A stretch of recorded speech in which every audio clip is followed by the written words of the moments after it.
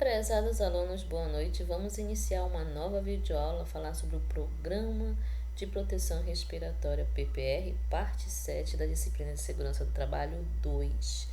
Programa de Proteção Respiratória. Olha que legal, mais um programa o qual está no manual da Fundacentro e nós vamos ter a oportunidade de conhecer mais profundamente sobre o assunto. É claro que essa videoaula de hoje vai ser apenas para a gente tratar de alguns pontos, né, básicos com relação a esse conceito, mas nós vamos ter a oportunidade de nos prolongar um pouco mais, nos aprofundar um pouco mais nesse assunto, é claro, de forma mais técnica, mais abrangente, até para vocês conhecer e também não confundir proteção respiratória com conservação auditiva, tá?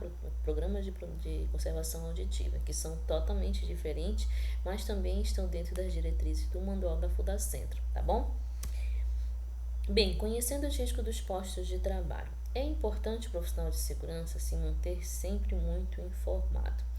Nos últimos meses, as normas regulamentadoras do Ministério do Trabalho vêm passando por mudanças drásticas, né?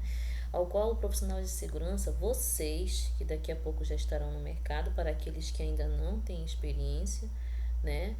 E aí vocês têm que estar muito bem informado com relação a esses assuntos, tá bom? Porque a legislação do Ministério do Trabalho, né, a Fundacentro, as normas de higiene ocupacional, são normas muito comuns e muito utilizadas pela segurança do trabalho, tanto na parte técnica quanto na área de engenharia. E aí vai a dica: leiam, busquem essa informação, o site do Ministério do Trabalho está aí para que você acesse, né, esse portal, esse site e busque um pouco mais sobre as mudanças daquilo que está acontecendo hoje, tá? Quando se fala de conhecimento dos riscos nos postos de trabalho, é muito importante, né? Nós temos que entender como é que funciona essa dinâmica, até para nós tratarmos essas questões realmente da implantação e desenvolvimento dos programas, tá bom? Bem, inicialmente, sobre essa videoaula, nós vamos dar uma pequena pincelada em alguns conceitos. Aqui nós vamos tratar dos agentes químicos. Eu coloquei aqui poeira, fumos, névoas, gases e vapores.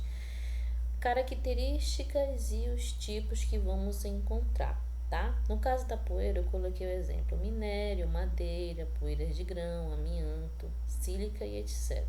Fumos metálicos, soldagem, né, uma atividade em si, fundição, uma outra atividade, extrusão de plásticos e etc. Névoas, o uso de spray, principalmente em atividades que envolvem pintura, né, pistola. A gente pode dar um exemplo, né, empresas que trabalham com GLP, né, o gás de cozinha, por exemplo, os botijões de gás eles são pintados, né? Então normalmente é utilizada uma cabine ao qual o profissional, que é o pintor, utiliza ali a pintura, uma pistola, e ali ele está totalmente protegido, até evitando que esse agente químico se espalhe no ambiente, né? Haja aquela, vamos dizer, que seja propagado ali naquele ambiente e acabe aí acometendo algum trabalhador e o aparecimento de algum tipo de doença relacionada àquela exposição, tá? Esse é um exemplo. Gases, substâncias químicas cujas moléculas estão em estado gasoso. Aí tem o nitrogênio, oxigênio, gás carbônico, amônia, são exemplos, existem vários outros, tá? Vapores, é a fase gasosa de uma substância que evaporam de um líquido ou de um sólido. Pode ser líquido ou sólido, tá? No caso aqui, a gasolina, benzeno, xileno, tine. Esses eu coloquei como exemplo. Então, aqui são as principais características, os principais exemplos, né, de agentes, a forma como eles são encontrados no ambiente de trabalho. E aí a gente vem para as doenças, né? A gente não vai se aprofundar muito nessas questões de doenças, mas a gente precisa conhecer algumas delas, que fazem parte do ambiente ocupacional. Primeiro é a silicose. A silicose é a formação de cicatrizes permanentes nos pulmões, provocada pela inalação do pó da sílica, no caso quartzo.